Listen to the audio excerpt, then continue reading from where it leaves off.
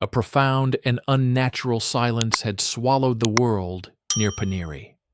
The earth, raped by thousands of explosions, lay in a state of brutalized exhaustion.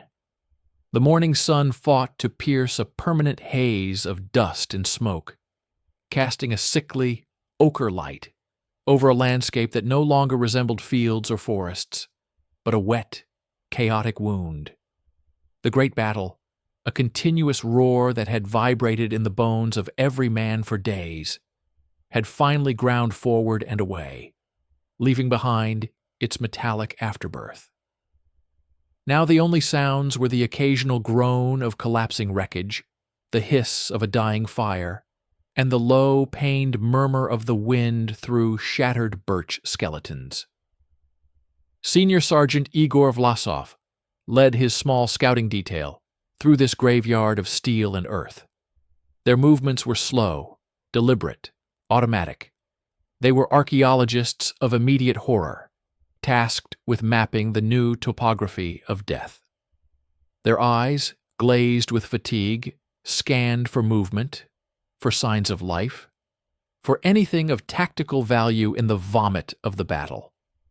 They stepped over the familiar forms of burned-out T-34s, their turrets blown clean off, and the hulks of German Panzer IVs, blackened like discarded insect shells. The air was thick with a composite stench, cordite, diesel, roasted metal, and beneath it all, a sweet, cloying undertone that made the stomach clench. Private Yevgeny, a boy from Leningrad with the eyes of a startled hare, was the first to stop. He didn't point or cry out. His entire body simply locked, a statue of sudden, paralyzing dread.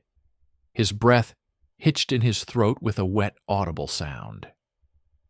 Following his frozen gaze, Sergeant Vlasov saw it. At first, it was a trick of shadow and perspective, a low, angular hillock of unnatural geometry at the tree line.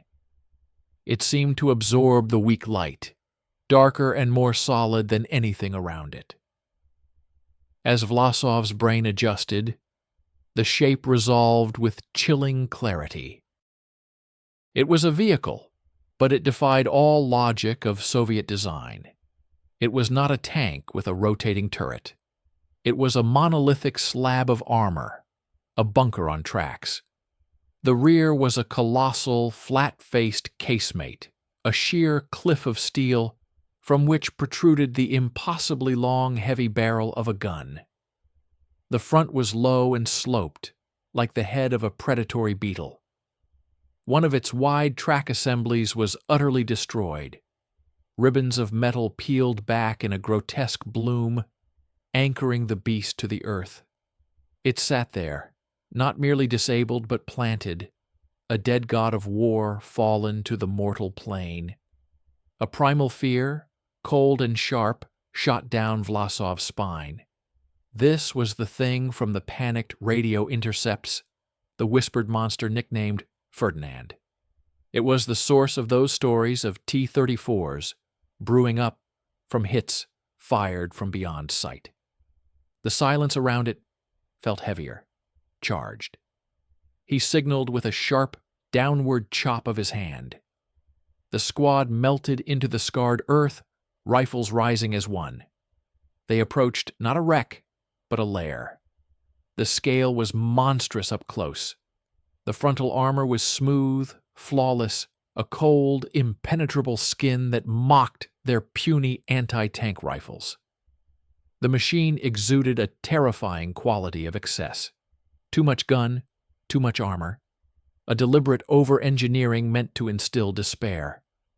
They circled it in a wide, cautious arc. The crew hatches on the front lay open, dark and inviting as tomb entrances. From within wafted a new, more intimate stench, the acrid punch of melted electrical insulation, the greasy smell of seared oil, and the high, saccharine scent of cooked meat and burned hair. Vlasov, his heart a hammer against his ribs, forced himself to peer inside the nearest hatch, his vision adjusted to the gloom. The interior was a cathedral of intricate horror.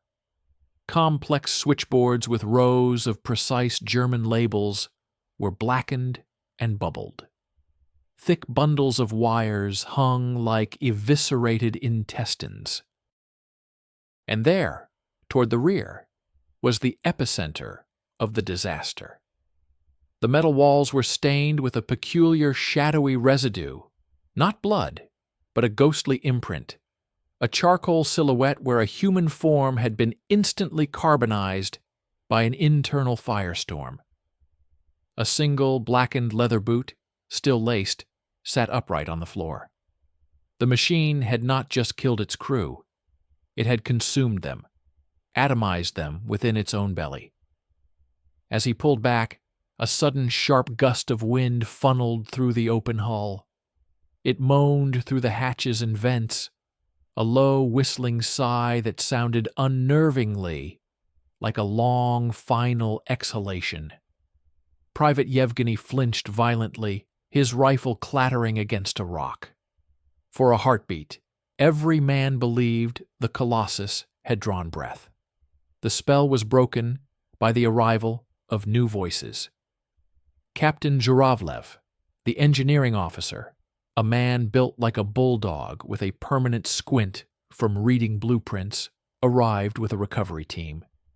He ignored the nervous scouts, his entire focus consumed by the machine.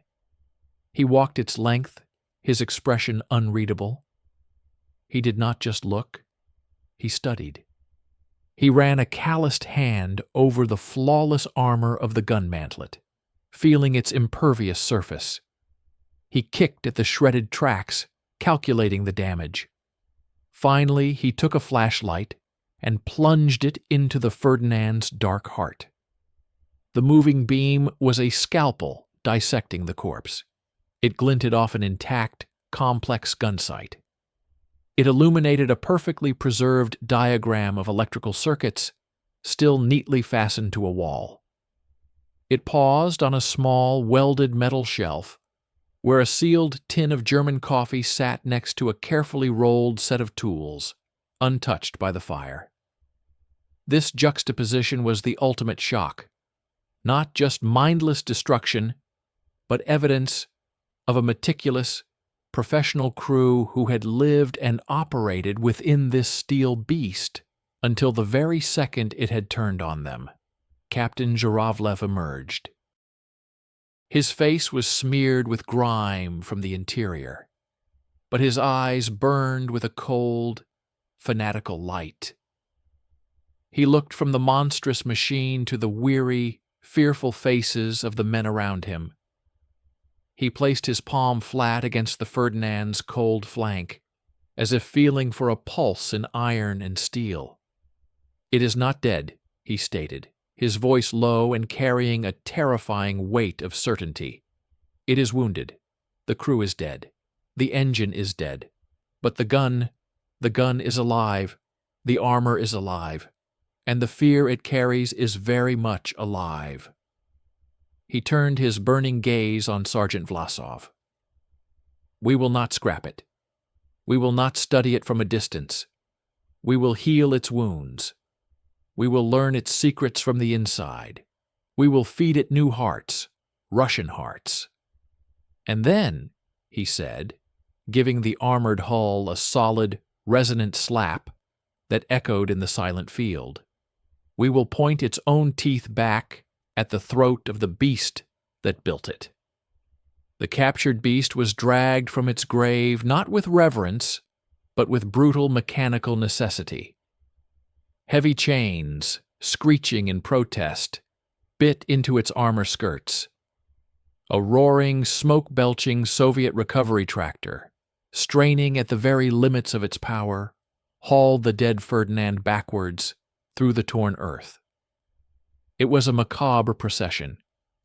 The immense, silent weight of the German machine resisted every meter, its destroyed track plowing a deep, ragged furrow, as if the earth itself were reluctant to release its prize. To the exhausted infantrymen watching from shell holes and makeshift bunkers, it was an alien artifact being hauled into their world, a Trojan horse of steel, an ambiguous omen. The journey ended in a shattered brick factory on the outskirts of a nameless, ruined village, now serving as a forward repair base. The building was a cavern of noise, shadow, and frantic industry. The air vibrated with the shriek of angle grinders biting into metal, the percussive thunder of sledgehammers, and the constant shouted curses of mechanics working under the desperate pressure of time. Into this controlled chaos, the Ferdinand was deposited in a shadowy corner, away from the familiar lines of wounded T-34s. It was immediately cordoned off with tarpaulins, not for secrecy alone, but as a psychological barrier. Its very presence was a disturbance. The team assembled by Captain Zhuravlev was not a unit, but a collection of disparate souls bound by a single, unbelievable order. Senior Lieutenant Alexei Karpov, the appointed commander, was a tanker who had burned in a KV-1 at Kharkov. His hands still bore the shiny, tight scars of that fire, and he moved with a careful, deliberate slowness that spoke of deep, calculated patience and a profound understanding of the vulnerabilities inside armored steel. His driver was Grandpa Misha, a mechanic from the pre-war tractor factories of Chelyabinsk, a man whose intuition for machinery was a form of silent music. He could diagnose an engine's ailment by the timbre of its cough. The gunner was a young Siberian marksman named Voronin, whose eyes, pale and unnervingly still, had earned him the nickname Owl. He had destroyed 3 German tanks from an anti-tank rifle before being reassigned. His talent was not bravery, but a cold, almost pathological capacity to wait and calculate.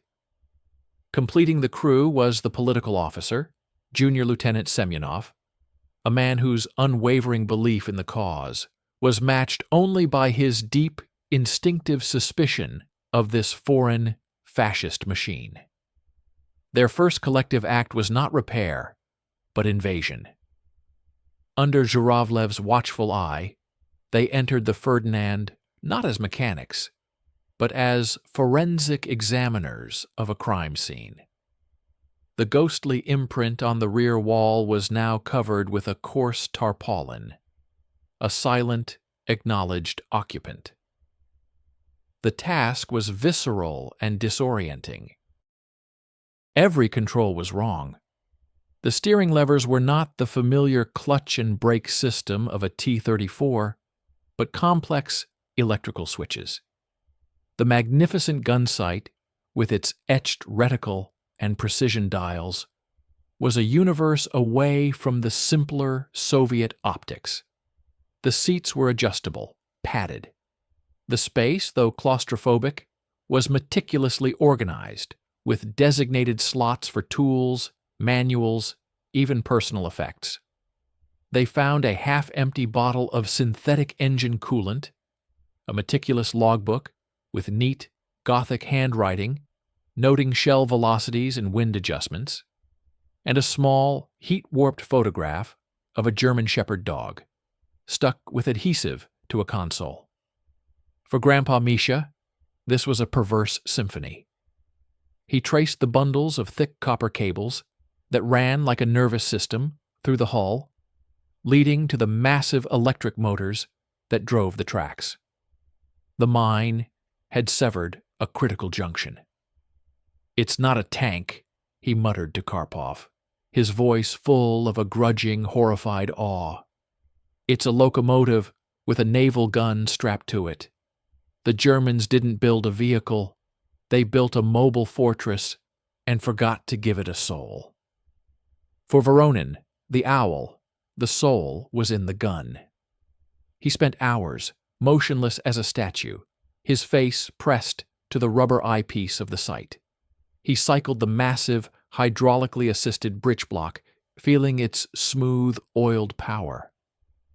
He studied the fire control diagrams, translating the German technical terms in his mind.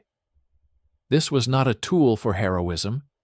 It was a device for surgical, impersonal extermination from a safe distance. It suited him. For Semyonov, the political officer, every German label, every ergonomic comfort was a provocation. The efficiency was arrogant. The cleanliness, now stained, spoke of a cold, technological superiority that offended his ideology. He watched Karpov, noting the lieutenant's intense focus, his scarred hands moving over enemy controls with a disturbing familiarity. Suspicion coiled in Semyonov's gut. Was this technical fascination a form of corruption? The work was a nightly siege, under hooded lamps that cast long, dancing shadows. They toiled. Soviet diesel generators, jury-rigged and deafening, were connected to test the electrical systems. A cascade of failures ensued. Spare parts did not exist. They became scavengers and inventors. A damaged German circuit board was painstakingly bypassed with a bundle of Soviet aircraft wiring. The destroyed final drive on the damaged track was replaced with components cannibalized from a destroyed German half-track, machined down by a sleepy, genius lathe operator in a corner of the factory. The air grew thick with the smell of sweat, hot metal, ozone from sparking wires, and the ever-present, sickly sweet ghost of the Ferdinand's first death. The breakthrough came on a tense, rain-lashed night. After days of labor, they had reconnected the power. Captain Zhuravlev gave the order. Grandpa Misha, seated in the driver's compartment, took a deep breath and engaged the master switch. A deep hum vibrated through the hull, a sound that had not been heard since the machine was in German hands. Indicator lights, small red and green eyes, glowed to life on the panels. It was not the roar of a diesel, but the sinister purr of live electricity. The beast had power. Zhuravlev, standing outside, pointed to a solitary wrecked truck chassis 50 meters away, a skeletal monument in the mud. "The gun! Test the gun." Inside, the tension was absolute. Karpov coordinated. Voronin, his pale eyes narrowed, performed the drilled sequence. He selected a massive, high-explosive shell from the limited store of captured ammunition. The hydraulic rammer whined, sliding the round into the breech with a heavy metallic clunk that echoed in the tight space. He closed the block, acquired the target through the magnificent sight. His finger hovered over the electrical firing trigger. He fired. The world dissolved into sound and violence. The blast within the confined fighting compartment was a physical assault, a supersonic clap of thunder that punched the air from their lungs and rattled teeth in skulls. A torrent of hot, spent gas and fine dust filled the space. Outside, the effect was apocalyptic. The truck chassis did not merely explode, it vaporized in a blinding flash of orange and black. What was left was not wreckage, but shredded scattering fragments, a crater, and a slowly blooming fireball that illuminated the entire ruined factory yard in a stark, hellish light. The silence that followed was deeper than before, ringing with auditory damage. Inside the Ferdinand, the crew was stunned, ears bleeding, coated in dust, their nervous systems shocked. They had not fired a weapon. They had unleashed a localized earthquake. They had felt the dormant, murderous potential of the machine course through it and through them. Captain Zhuravlev approached the still quivering hull. He looked at the carnage where the truck had been, then up at the long, smoking barrel. A grim, utterly humorless smile touched his lips. He turned to the pale, shaken face of Lieutenant Karpov, now framed in the commander's hatch. "Good," Zhuravlev said, his voice barely audible over the tinnitus. "Now you have felt its heartbeat. The next time, it will be a tiger's." The taming was over. The training had begun. The deafening silence left by the test shot never truly faded. It was replaced by a high-pitched, persistent ringing in their ears, a physical reminder now welded into their nervous systems. The Ferdinand was no longer a project. It was a loaded weapon, and they were trapped inside its firing chamber. Captain Zhuravlev's grim pronouncement hung in the air, heavier than the cordite stench. The next target would be alive, German, and shooting back. The psychological landscape within the brick factory shifted. The tarpaulin shroud around the Ferdinand transformed from a privacy screen into a cage for a dangerous animal. The other repair crews, who had initially viewed the spectacle with morbid curiosity, now gave it a wide, superstitious berth. The machine had spoken its native tongue, the language of absolute annihilating force, and everyone had understood. For Lieutenant Karpov and his crew, their world now shrank to the dimensions of the steel box they were commanded to master. The real war, the one of mud, infantry advances, and screaming artillery, continued somewhere beyond the walls. But their war became intensely intimate, a battle of wits and wills against 80 tons of German engineering. Their training was a descent into a cold, mechanical madness. Zhuravlev, acting as a ruthless tutor, devised brutal, repetitive drills that stripped away comfort and forced a new, unnatural fluency.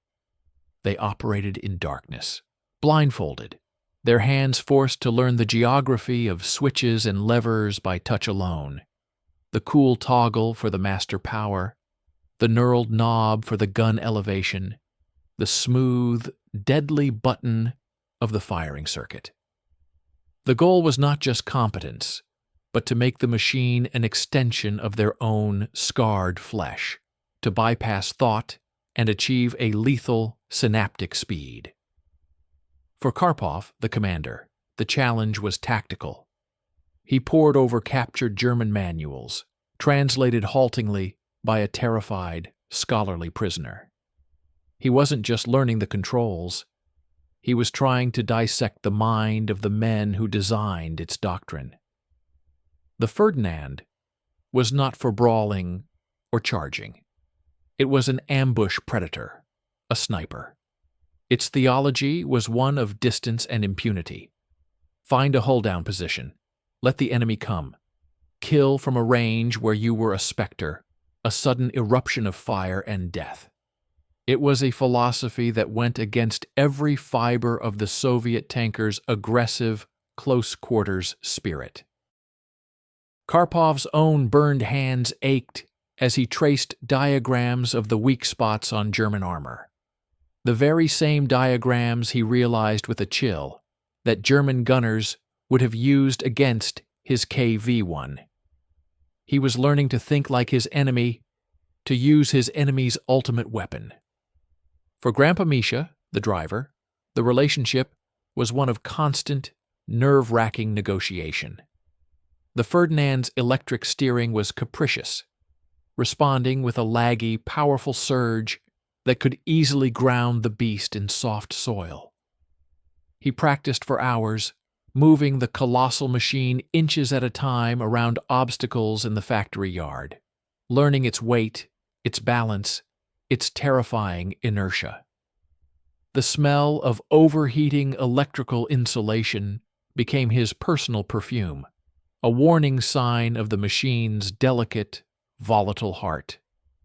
He began to understand its quirks, a slight pull to the left, a whine from the starboard motor under specific load.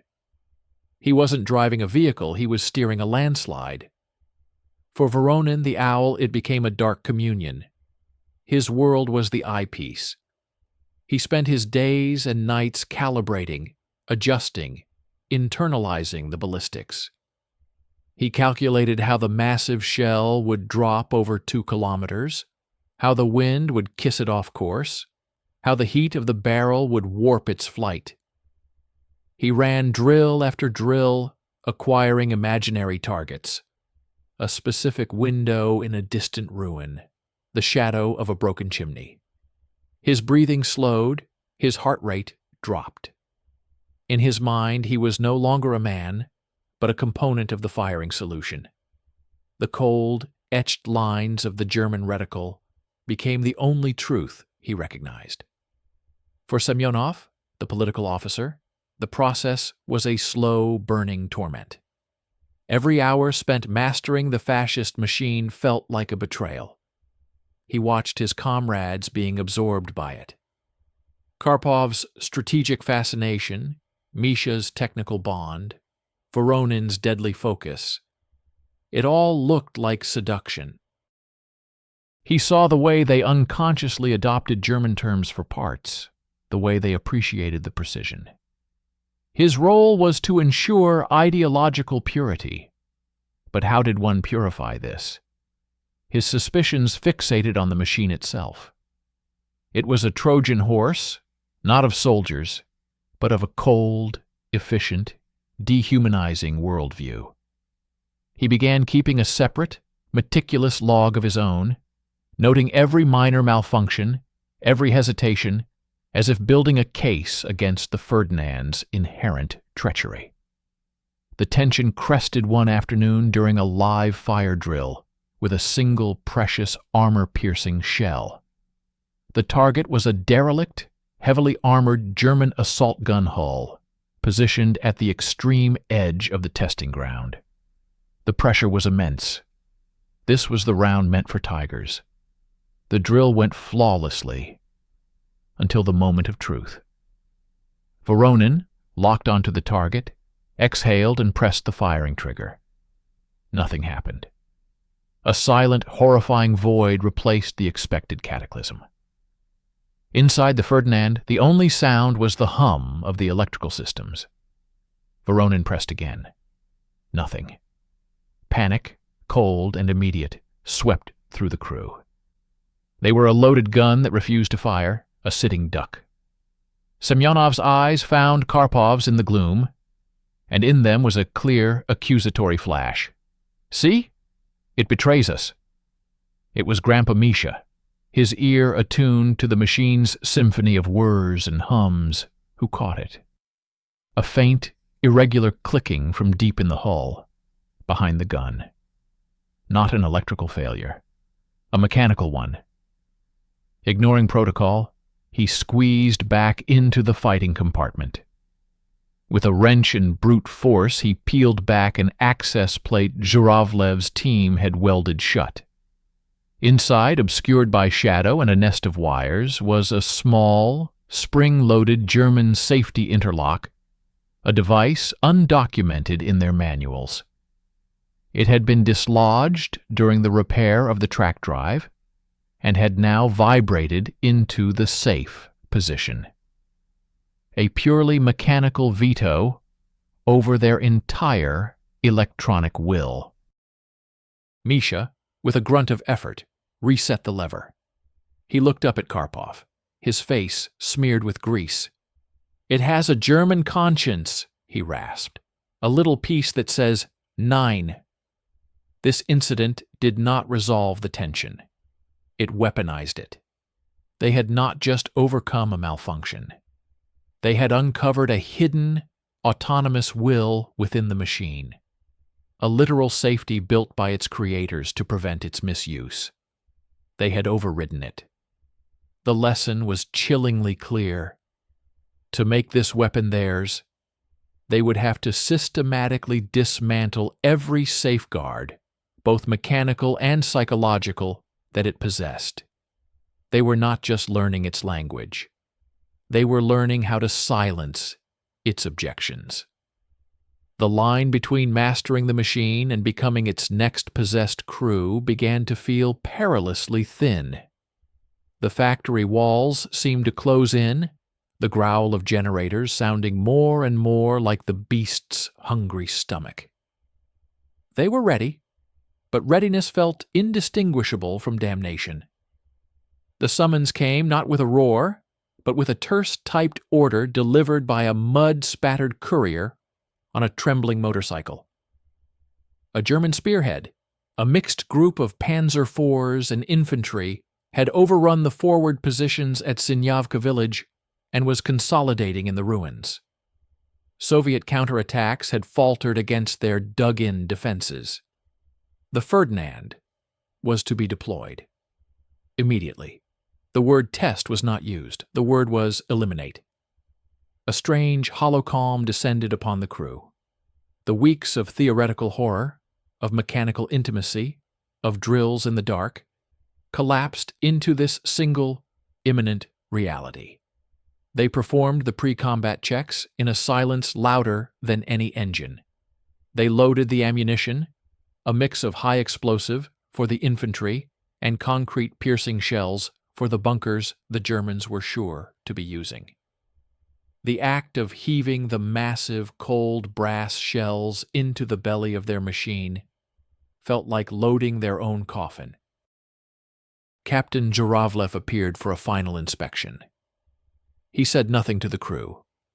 He simply walked up to the Ferdinand's glacis plate, placed his hand on it for a moment as if feeling for a fever, then nodded to Karpov. The gesture was not encouragement. It was a transfer of responsibility. The journey to the front was a nightmare of dislocation. Towed by two of the largest tractors, the Ferdinand was a monstrous, lurching caravan moving against the flow of traffic. They passed columns of exhausted, retreating infantry, their faces blank with shock. The men stared at the hulking, unfamiliar shape with a mixture of hope and terror. Some raised a hesitant fist. Others spat on the ground as it passed. To them, it was just another steel monster, its allegiance unclear. Grandpa Misha, peering through his narrow vision slit, felt the weight of their stares like physical blows. They were not heroes riding to the rescue. They were pariahs in a captured chariot. They reached the forward command post, a cellar beneath a shattered schoolhouse. The air here was different, sharp with panic and the raw electricity of a collapsing line. The battalion commander, a major with bloodshot eyes and a bandaged hand, pointed a shaking finger at a map. His plan was brutally simple. The Ferdinand was to take up a position at the edge of a burned-out orchard, overlook the village square where the Germans had anchored their defense, and destroy the machine gun nest in the church bell tower, and any armor supporting it. A company of riflemen would provide close protection. The major's final words were not tactical. "Just make it stop," he growled, his voice cracking. Moving into position was the first true combat. Under its own power now, the Ferdinand ground forward, its electric motors whining with strain. The familiar orchard was a skeletal maze of smoldering trunks and shell craters. As they neared the crest, small arms fire began to ping and spark against their armor, a sound like hailstones on a tin roof, but deadly.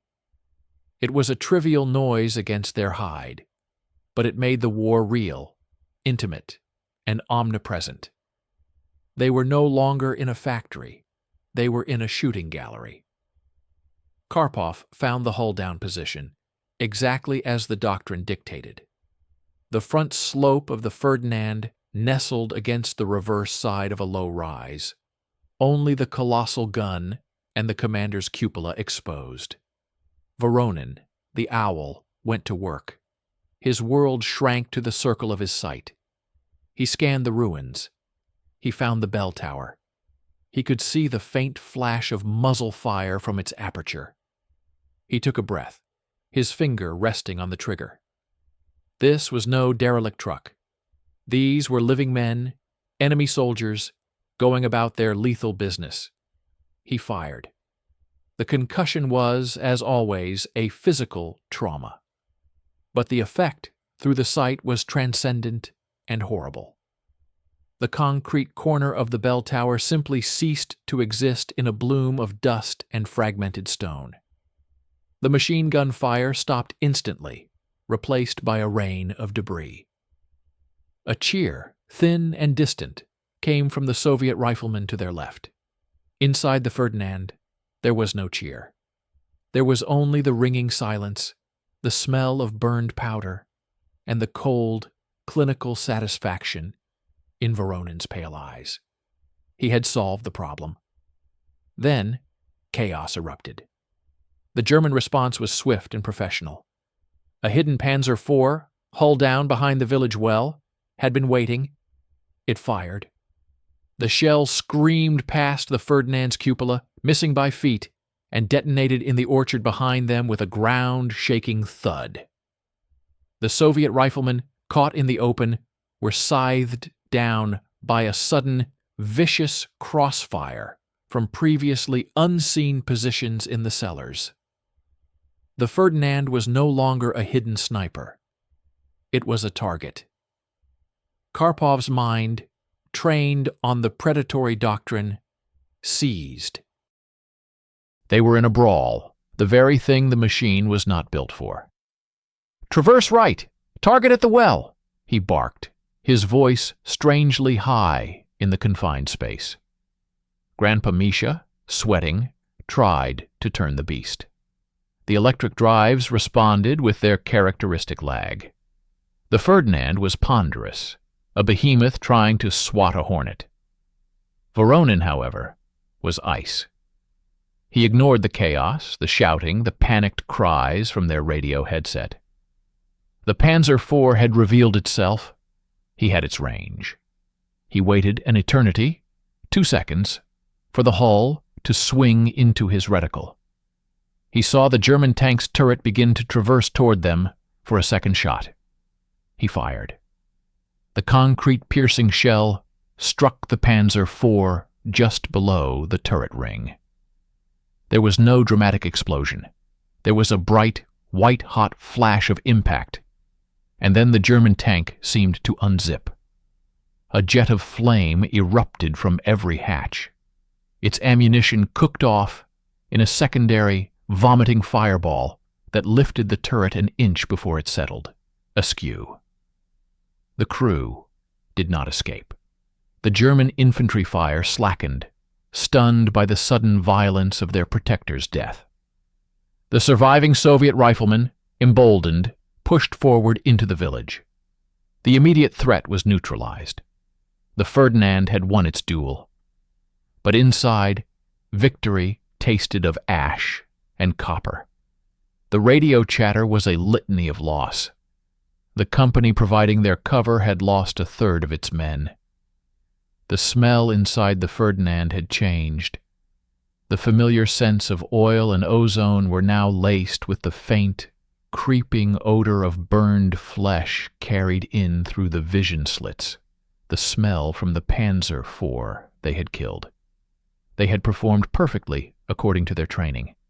They had used the machine's strength, and men had died, both enemy and ally, in a spectacle of pure, industrialized slaughter. As they withdrew under a smokescreen, Grandpa Misha guided the heavy machine back. Karpov looked through his periscope at the retreating village, now back under Soviet control thanks, in part to them. He saw the small, dark shapes of bodies in the orchard being collected by medics. He saw the burning wreck of the Panzer IV, a funeral pyre for its crew. The Ferdinand's armor was unblemished.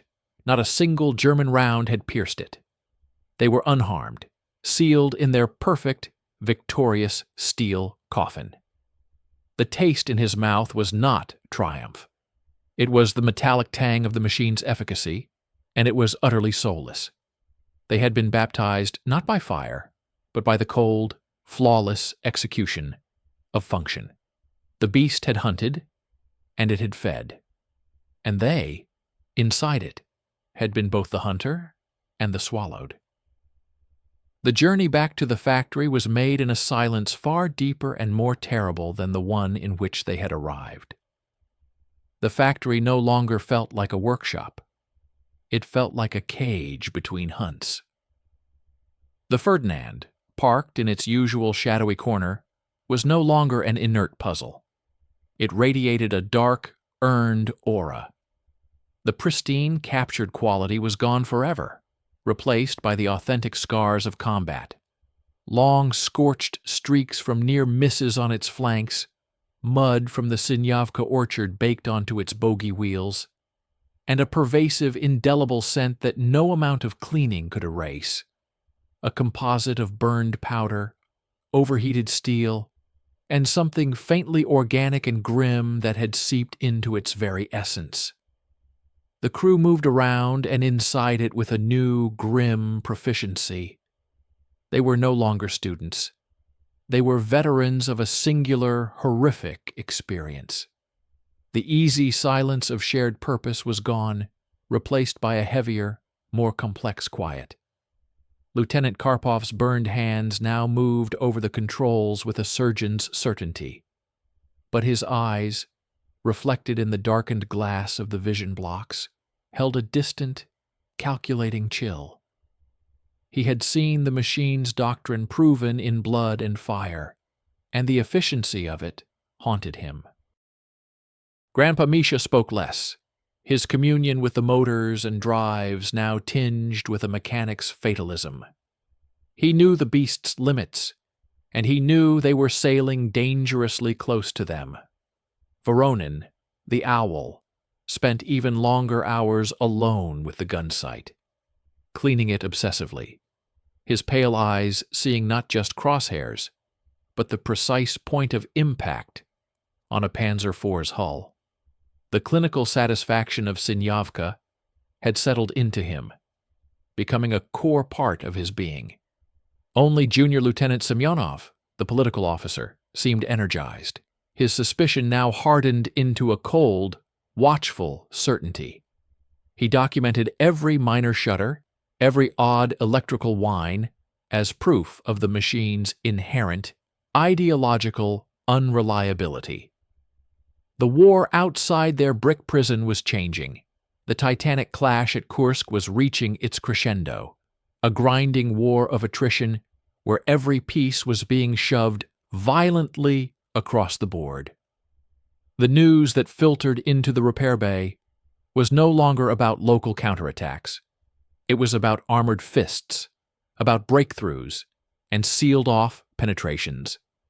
And it was about the confirmed, massed appearance of the new German heavy tanks, the ones the rumors had whispered about for months.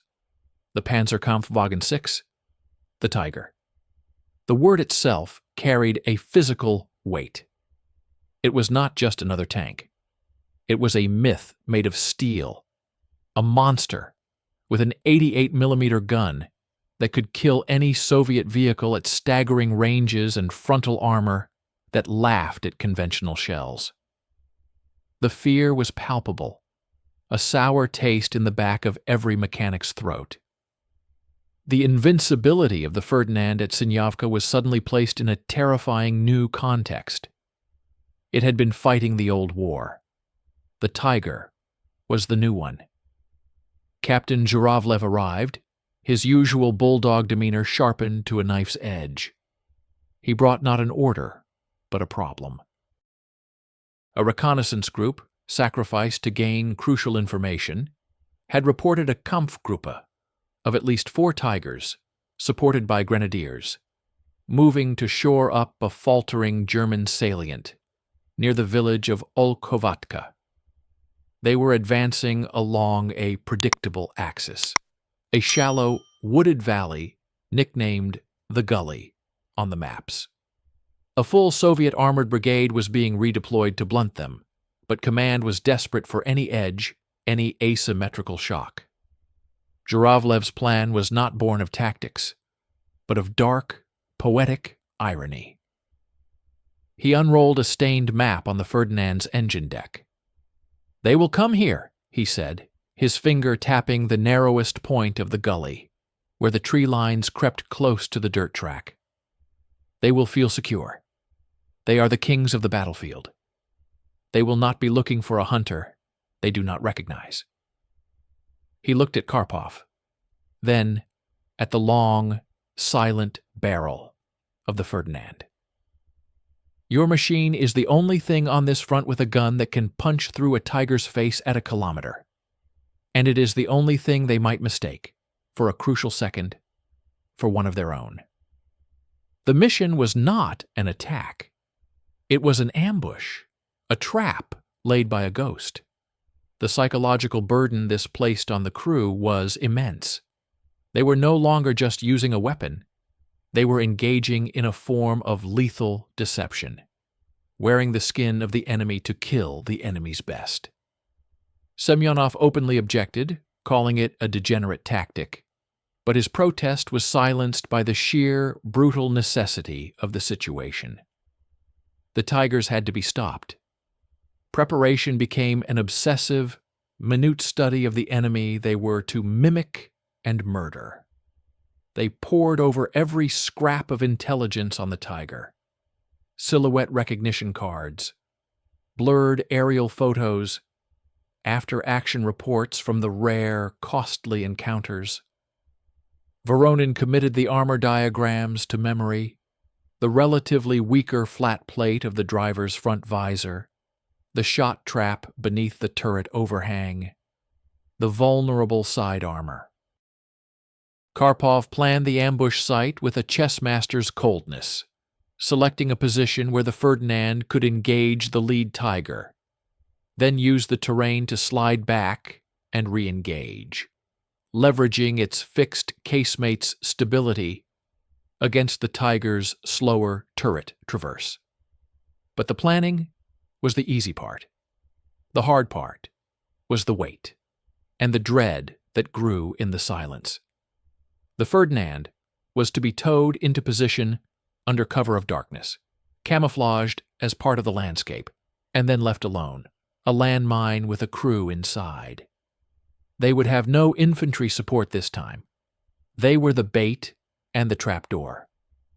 On their final night in the factory, each man faced the specter in his own way. Karpov checked and rechecked the ammunition load, his scarred hands lingering on the sharp, predatory noses of the tungsten-cored, armor-piercing rounds, their tips painted a somber black. These were not for bunkers or infantry. They were crafted for a singular purpose: to meet the myth of the tiger and pierce its heart. Grandpa Misha performed a last loving and fearful ritual of maintenance, tightening every connection, listening to the motors, knowing that a single electrical failure in the gully would be their death sentence. Voronin sat in the gunner's seat in the dark, his eyes open, running through firing solutions in his mind, imagining the angular, slab-sided front of a tiger filling his reticle. Semyonov approached Karpov. He did not speak of ideology. He simply said, his voice low and taut, "You understand what happens if we fail? If this machine is captured intact? They will learn everything. They will know we can operate it. It will be a disaster beyond the loss of a vehicle." He was not wrong. The Ferdinand was now a vessel of state secrets, their own. Zhuravlev gave them their final briefing. There was no rhetoric. "You are not a tank," he stated flatly. "You are a sniper. You get one, maybe two clean shots before they know what you are. Make them count. Kill the lead vehicle. Create chaos. Then survive if you can." The unspoken conclusion hung in the oily air. Their survival was secondary to the mission. As the heavy tarpaulins were drawn over them for the tow to the front, the crew was sealed into absolute darkness with their machine and their thoughts. The familiar hum of the factory generators faded, replaced by the creak of the tow cables and the rumble of the tractors. They were being taken to a specific point on a map to wait for a specific monster. The abstract concept of the tiger had solidified into a real approaching avalanche of steel and high explosive hate. The Ferdinand was no longer just hunting its creators. It was being sent to assassinate their champions. The shadow had taken form, and it was rolling directly toward them. Darkness was not an absence of light in the gully. It was a substance, thick, cold, and liquid. The Ferdinand arrived not under its own power, but as a corpse being interred. Heavy tractors, their engines muffled to a low growl, had hauled the 80-ton behemoth to the precise map coordinate Captain Zhuravlev had selected. The process was a nightmare of near-silent, straining labor, the shriek of a misapplied brake, the crunch of a branch under a track. Any sound at all could be a death sentence. The crew worked blind inside their steel coffin, feeling every lurch and tilt, trusting the shadowy figures outside to guide them into the grave. Their position was a masterstroke of malicious terrain, a natural reverse slope depression, shrouded by a copse of thick, shell-blasted pines on the eastern side of the track. The Ferdinand was nestled into the earth, its frontal glacis angled down, only the upper part of its colossal casemate and the menacing length of its gun breaching the crest. From the track below, it would be invisible until it was far too late. The dirt they had displaced was packed back around its lower hull and tracks, scattered with broken branches, dead ferns, and clumps of uprooted grass. They became not a vehicle, but a feature of the landscape, a small wooded knoll, with a single sinister fallen log pointing down the gully. Then, the outsiders left. The tractors withdrew, their sounds fading into the vast, consuming silence of the night front. The last human connection severed. They were alone. Utterly. The gully was a no-man's land, bitterly contested, now eerily quiet in the lull before the storm.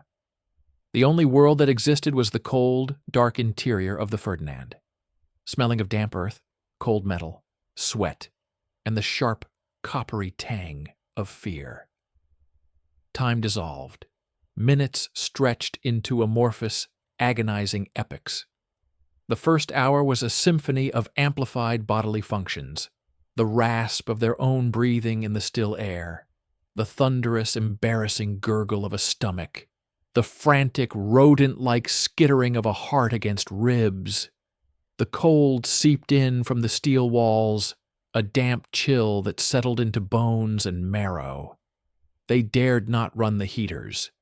They dared not make a sound. Lieutenant Karpov, positioned in the commander's cupola, with his head just below the closed hatch, became a prisoner of his senses. His world was the narrow, 360-degree view through his periscopes, each offering a grainy, green-tinted sliver of the hell outside. The track was a pale ribbon under the overcast sky. The opposite tree line was a solid wall of blackness. Every shadow held movement. Every rustle of wind in the pines was the grind of a gear.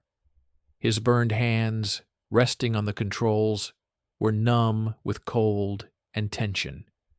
He fought the hallucinations, the looming shape of a tiger that wasn't there, the creeping infantryman that was a stump. His mind replayed the intelligence photos, superimposing the angular silhouette onto the innocent landscape over and over. Grandpa Misha, in the driver's seat, had retreated into a state of near meditative focus. His eyes were closed. His ears were his world. He listened to the Ferdinand.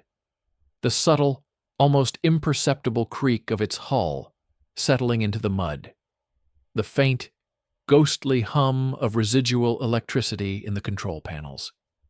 He listened through the machine to the earth outside, for the distant, telltale vibration of heavy engines, for the crunch of treads on gravel.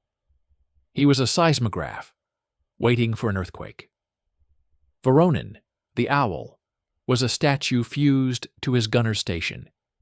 His face was pressed against the rubber eye cup of the primary sight, his right eye open, unblinking, staring into the darkness down the gully. He had memorized every rock, every distinctive broken tree on the expected approach path. He had preset the range. His finger lay alongside the firing trigger, not on it, a lover awaiting a touch. His breathing was so shallow as to be almost undetectable. In his mind, he was already killing. He visualized the physics, the flight time of the shell, the slight adjustment for the morning humidity, the point of aim on the driver's visor of a lead tiger at 800 meters. Junior Lieutenant Semyonov sat rigid in his fold-down seat, a notebook open on his knees, unseeable in the dark. He was not watching the enemy. He was watching his crew.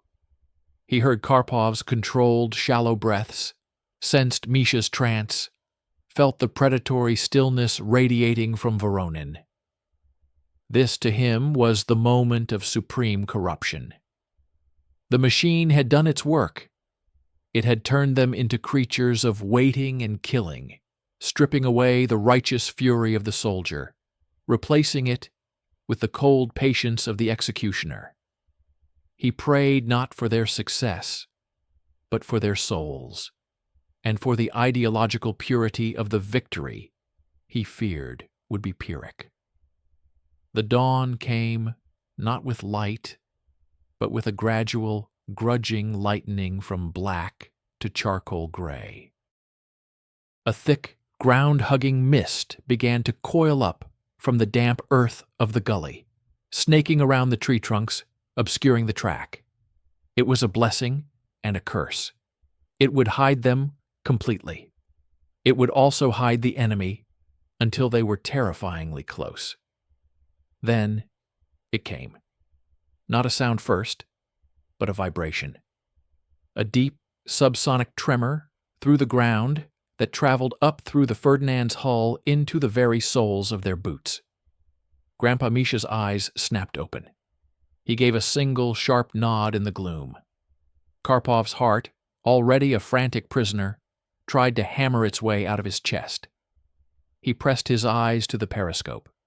The vibration coalesced into sound. A deep, diesel grumble multiplied. Not the higher-pitched shriek of a T-34, but the throaty, powerful, and arrogant growl of heavy Maybach engines. The crunch of wide, interleaved road wheels on the dirt track. The squeal of metal torsion bars.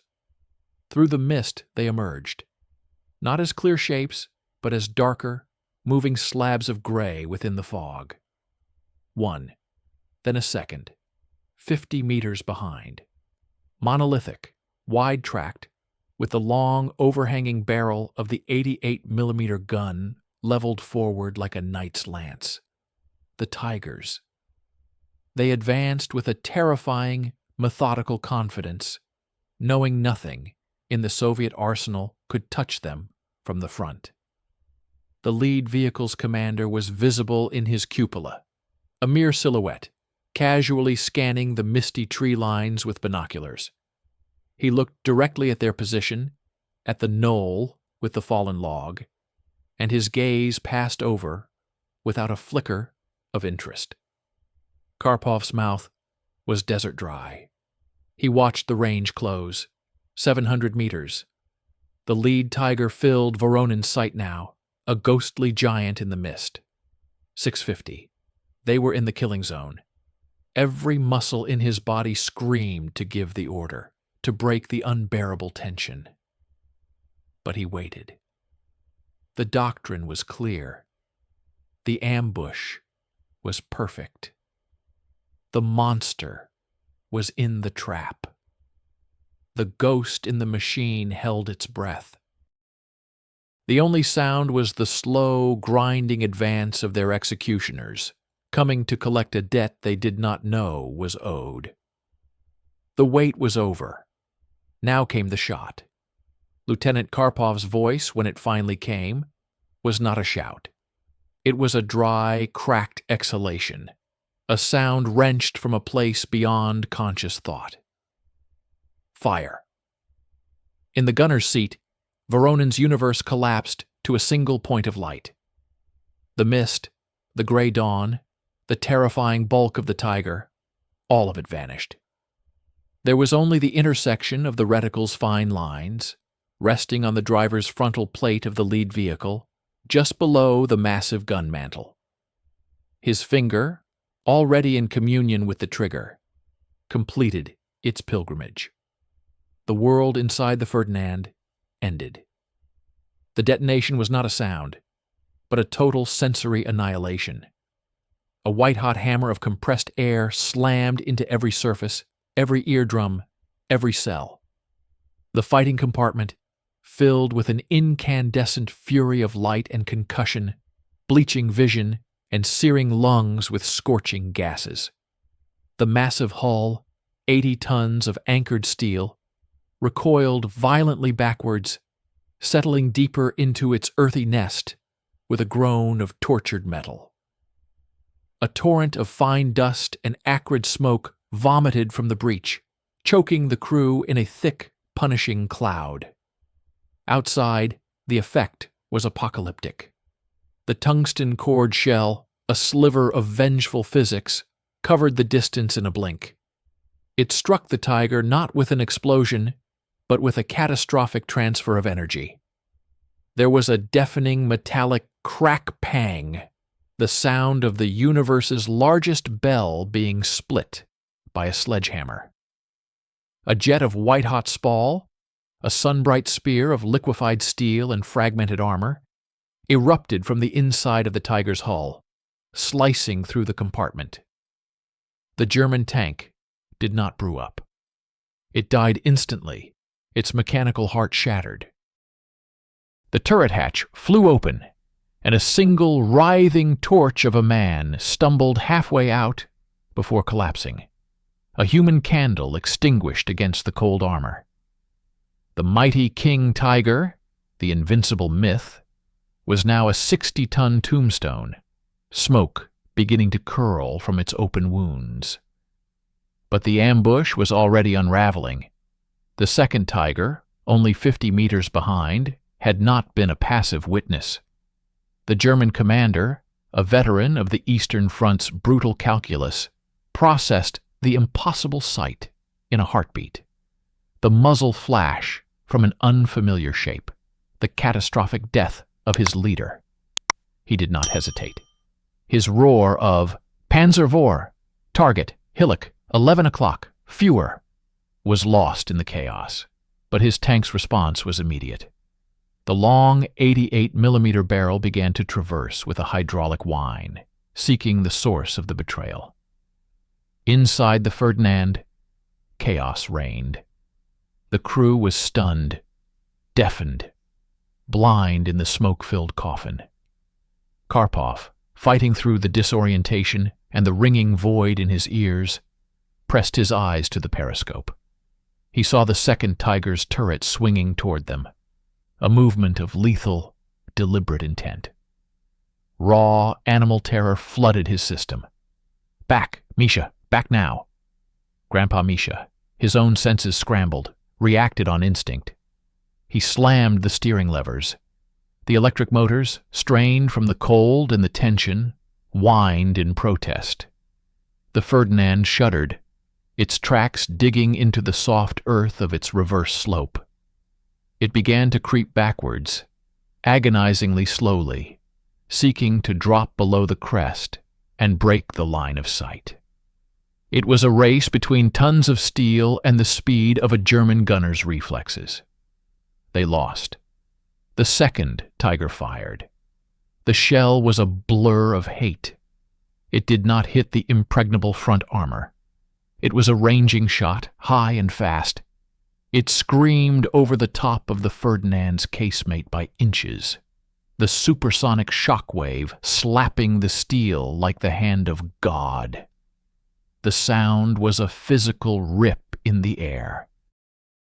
It struck the pine copse behind them, detonating with a ground-shaking blast that showered the Ferdinand with splintered wood and chunks of frozen earth. The impact of the near miss was psychological shrapnel. The invulnerability was shattered. They were not a hidden specter anymore. They were a target in the crosshairs of a superior duelist. Voronin, coughing through the smoke, worked with frenzied mechanical precision. He cranked the hand wheel for the secondary sight, his world a blur of tears and grit he had to reacquire. The Ferdinand was still sliding back, the angle changing. The tiger, realizing its prey was trying to hide, began to creep forward, its own hull angling to present its thickest armor. "Stop! Hold position!" Karpov barked. They needed one stable second. Misha braked. The Ferdinand halted, half exposed. It was a frozen tableau of mutual assured destruction. For Voronin, the world crystallized again. The tiger's lower hull, slightly angled, filled his sight. He adjusted, aiming for the front drive sprocket, a shot to cripple, to maim. He fired. The second shot was no less violent than the first. The concussive hell repeated itself inside the steel box. The shell struck the tiger's front track assembly. Metallic hell erupted. The track exploded into 100 whipping serpentine fragments. The drive wheel shattered. The German beast lurched violently to one side, its movement instantly crippled. It was wounded, but far from dead. Its gun remained fully operational, and its crew, enraged and trapped, now fought with the desperation of cornered wolves. The German gunner, fighting through the shock of the impact, found his target again.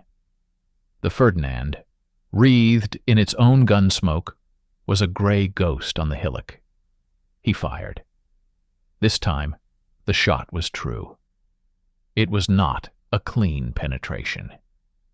The 88mm shell struck the Ferdinand's upper right corner of the casemate, where the sloped armor met the flat side plate. The sound was a cataclysmic, ear-splitting gong, like the death knell of a cathedral bell. Inside, the effect was beyond nightmare. A blinding flash of sparks, a storm of spall, razor-sharp fragments of steel scoured from the armor's inner surface, ricocheted around the compartment like supersonic hornets. A control panel exploded in a shower of glass and molten wiring, the air filled with the stench of burned electronics and seared metal. A searing hot fragment tore across Grandpa Misha's shoulder, slicing through his padded jacket and drawing a line of fire. He cried out, a raw, animal sound of pain, but his hands stayed clamped on the levers. Another fragment caught Junior Lieutenant Semyonov in the thigh. He gasped, his political certitude evaporating in a wave of shocking personal agony, his notebook fluttering to the grimy floor. The Ferdinand was wounded. Its electrical systems flickered, lights dying and reborn in a maddening strobe.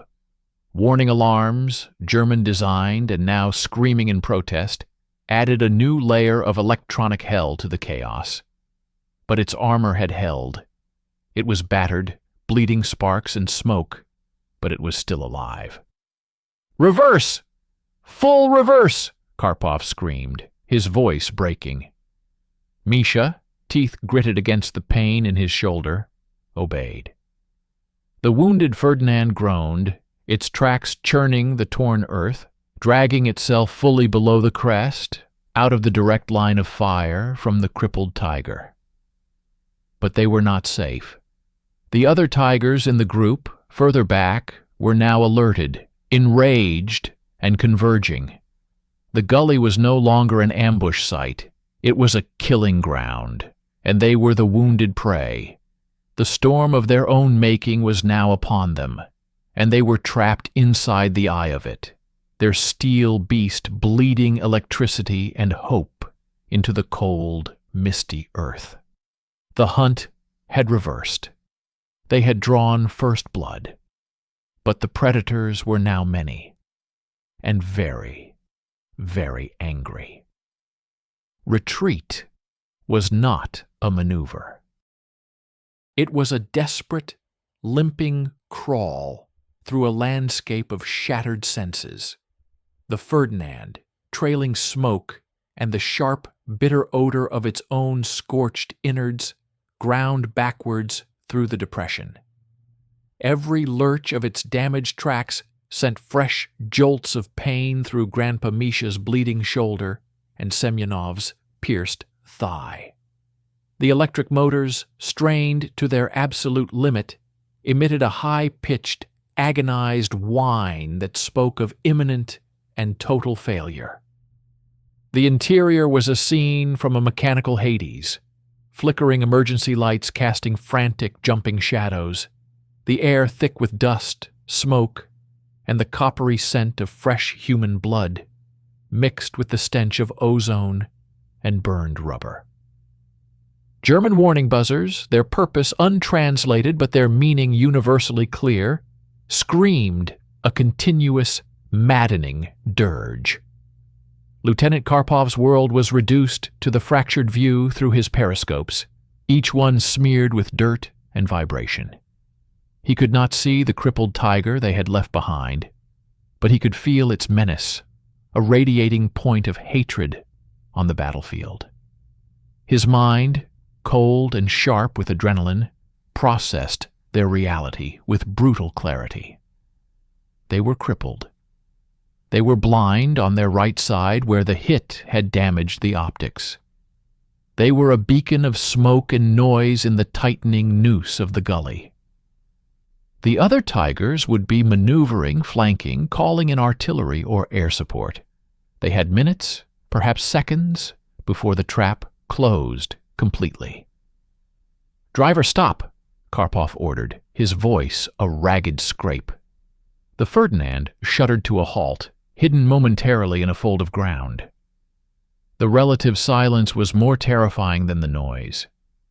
It was the silence of the apex predator, listening for the rustle of its prey. And they were no longer the predators.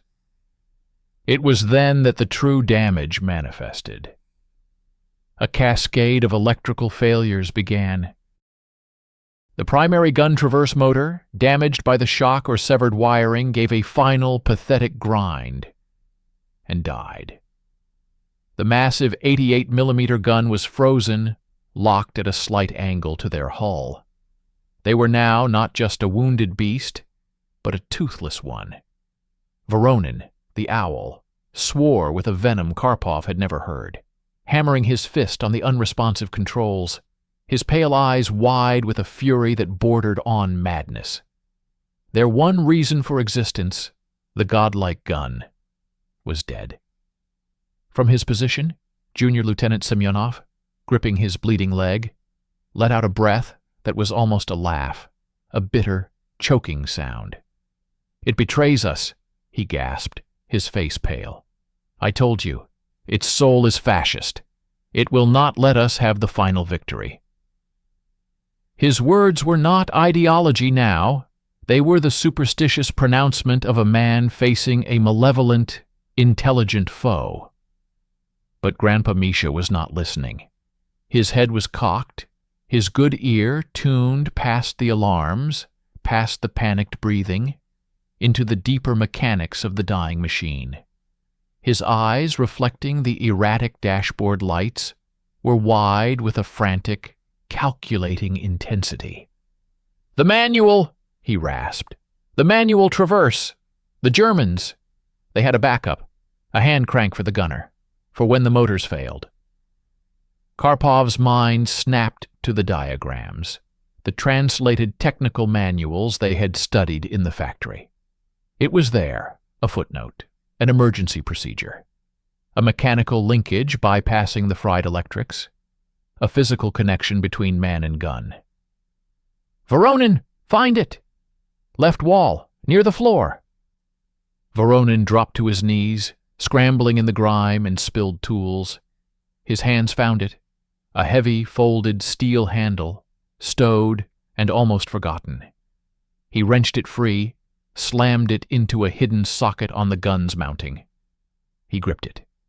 It was solid, unyielding, a primitive interface with a monster. To move the tons of the gun by hand would be a task of Herculean, slow-motion agony. At that moment, the decision crystallized for Karpov. They could not run. The Ferdinand would not make it a kilometer. They would be caught from behind, a steel coffin for a helpless crew. Their only remaining value, their only possible victory, was not in survival. It was in the machine itself. Captain Zhuravlev's warning echoed. It must not be captured intact. "New plan," Karpov stated, his voice suddenly calm, flat, final. "We are not leaving. We are turning this machine into a fortress. One last shot, then we burn it." He saw the understanding, then the acceptance, in the eyes of his crew. Even Semyonov nodded, a grim, resigned closure to his ideological war.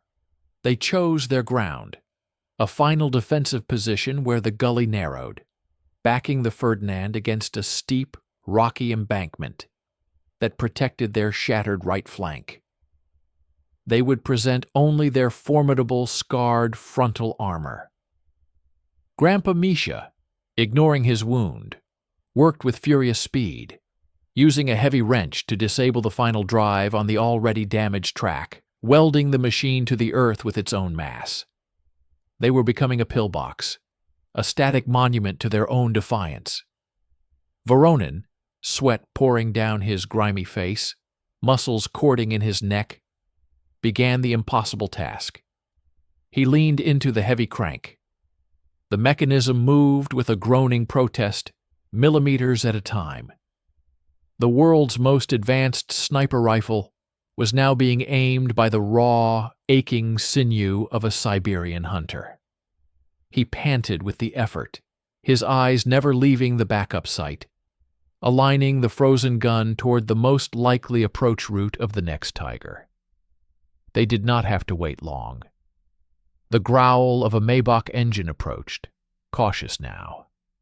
A second tiger, having circled, nosed into view from the tree line 300 meters away, its commander wary, searching for the wounded prey. It saw the Ferdinand, parked, silent, smoke still curling from its wound. It hesitated, suspecting another trick. Inside the Ferdinand, Voronin had finally, agonizingly, brought the crosshairs to bear. The tiger's lower hull filled the glass. He had one shell left in the ready rack that matched the gun's frozen elevation.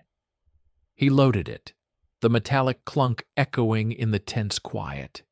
He took a final deep breath, his entire body trembling with strain. He fired. The shot was less a controlled act and more a volcanic eruption. The shell flew true. It struck the tiger on the edge of its turret, a glancing, brutal blow that shattered optics, ripped away storage bins, and sent the German vehicle reeling back into the trees, damaged and stunned, its commander doubtless shocked by the retaliatory fire from a supposedly dead machine. It was their last breath. The Ferdinand had spoken its final word. Now, it was time for the silence. "Scuttle charges," Karpov ordered. They had prepared for this. Small, Soviet-made explosives, placed against the ammunition racks and the delicate electrical heart of the machine. Semyonov, his face pale but determined, set the timers. It was his final, approving act toward the machine, ensuring its total destruction. The crew evacuated through the rear emergency hatch, dragging their wounded, tumbling out into the cold, fresh air of the gully, a stark, shocking contrast to the hell they had just left. They scrambled for cover in a nearby shell crater, turning to look back. The Ferdinand sat where they had left it, silent now, majestic in its battered, functional ugliness. It was no longer a German weapon, nor truly a Soviet one. It was a testament to the men who had fought it, mastered it, and were now about to kill it. The timers counted down in their minds. The detonation was internal, profound. A muffled, gut-punch thump that shook the ground. Then, from every hatch and vision slit, a brilliant, white-hot geyser of fire erupted, followed by rolling black smoke as the remaining fuel and ammunition cooked off. The metal beast convulsed, its armor containing the fury, turning its insides into a sun. It did not explode dramatically.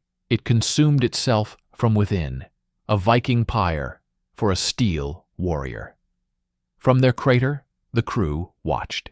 There was no triumph on their faces, only exhaustion, pain, and a deep, hollowed-out reverence.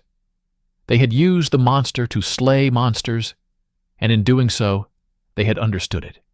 And in understanding, they had earned the right to destroy it. The tiger it had first killed was a smoldering wreck up the gully. The second was crippled. Their own armored brigade would find a softened, confused enemy. The Ferdinand burned for a long time. Lieutenant Karpov looked at his crew, Misha binding his shoulder, Voronin's hand still shaking from the strain of the crank. Semyonov leaning back, eyes closed, a strange peace on his face. They had not just survived a battle. They had completed a dark, necessary sacrament. They had taken a weapon of terror, forced their souls into its circuitry, and turned its own monstrous power against the system that created it. And in the end, they had chosen to deny it to both sides, leaving only a burned-out husk as a monument to the terrible, intimate logic of war. The ghost in the machine was finally, truly at rest.